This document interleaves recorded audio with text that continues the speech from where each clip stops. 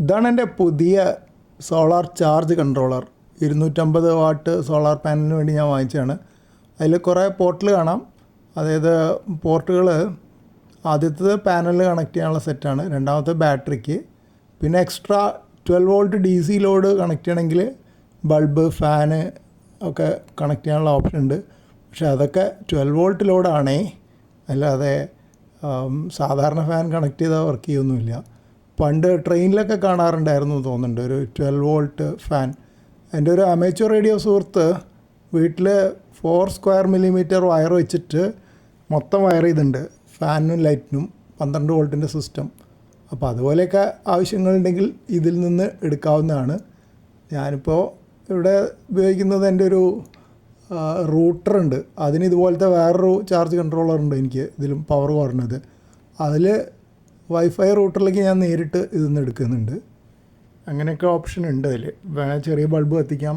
പിന്നെ LED bulb കത്തിക്കണമെങ്കിൽ tube അത് 12 വോൾട്ടിലേക്ക് convert ചെയ്യണം. അതൊരു മാരത്തോൺ പ്രൊസീജിയർ തുടങ്ങിയിട്ട് ഇതുവരെ തീർന്നിട്ടില്ല, മടി പിടിച്ച് അവിടെ വെച്ചിരിക്കുകയാണ്. അതൊന്ന് വേണേൽ കണക്ട് ചെയ്യാം 12 വോൾട്ട് ആക്കിയാൽ. ഇതിൻ്റെ സൈഡിലൊരു USB പോർട്ട് ഉണ്ട്, മൊബൈൽ ഫോൺ ചാർജ് ചെയ്യാനുള്ള 600 മില്ലി ആംപിയർ കറണ്ട് കിട്ടും. അത് ഞാൻ ഈ ചാർജ് കൺട്രോളറിലല്ല, എനിക്ക് വേറെ ഒരെണ്ണം ഉണ്ടെന്ന് പറഞ്ഞില്ലേ, അതിൽ ഞാൻ സ്ഥിരമായിട്ട് ഉപയോഗിക്കുന്നുണ്ട്.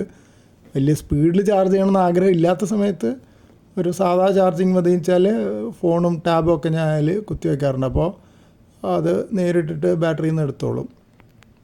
പൊതുവേ പുതിയ യന്ത്രങ്ങൾ വാങ്ങിച്ചാൽ തുറന്നു നോക്കാനൊരു മടിയാണ്, കേടായാൽ പ്രശ്നമല്ലേ എന്ന് വിചാരിച്ച്.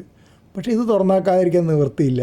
കാരണം ഇതിൽ ബാറ്ററി ടൈപ്പ് അനുസരിച്ച് അതിലൊരു ജമ്പർ മാറ്റാനുണ്ട്. അപ്പോൾ ആ കാണിച്ചിരിക്കുന്നത് കണ്ടില്ലേ, ആ ജമ്പർ, ആ JP3 എന്ന് പറഞ്ഞ ജമ്പർ അവിടെ വെച്ച് കൊടുത്താലേ അത് ഞാൻ ഉദ്ദേശിച്ച ബാറ്ററിയിലേക്ക് ഉപയോഗത്തിനാവുള്ളൂ. ഇപ്പോൾ ഇത് ഫ്ലഡഡ് ലെഡ് ആസിഡ് ബാറ്ററിക്കും സീൽഡ് ലെഡ് ആസിഡ് ബാറ്ററിക്കും പറ്റിയ ചാർജ് കൺട്രോളറാണ്.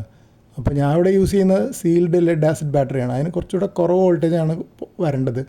അപ്പോൾ അതിനാണ് അവിടെ ഒരു ജമ്പർ JP3 നമ്മൾ ഈ പെട്ടി വരുമ്പോൾ അതിൻ്റെ പുറത്ത് ഒട്ടിച്ച് വെച്ചിട്ടുണ്ടാവും, അതെടുത്തിട്ട് ആ ജമ്പർ അവിടെ അമർത്തി വെച്ച് കൊടുക്കണം.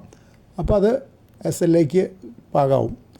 പിന്നെ അവിടെ ഒരു JP2 എന്ന് പറഞ്ഞൊരു ജമ്പറിനും കൂടെ ഓപ്ഷൻ ഉണ്ട്. അത് പക്ഷേ ഡോൺ ഡസ്ക് മോഡിലാണ്.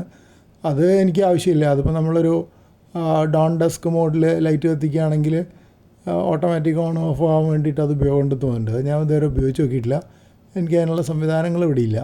സ്ഥിതിക്ക് മൊത്തത്തിലൊന്ന് നോക്കി, അപ്പോൾ പ്രിൻറ്റഡ് സർക്യൂട്ട് ബോർഡാണ് കാണുന്നത്. അതിൽ വലിയൊരു ഹീറ്റ് സിങ്കിൽ 4 മോസ്ഫെറ്റുകൾ മൗണ്ട് ചെയ്തിരിക്കണം കാണാം. അതായിരിക്കണം സ്വിച്ചിങ് ചെയ്യുന്നത്. ഈ ഇൻറ്റഗ്രേറ്റഡ് സർക്യൂട്ട് മിക്കവാറും അതിൻ്റെ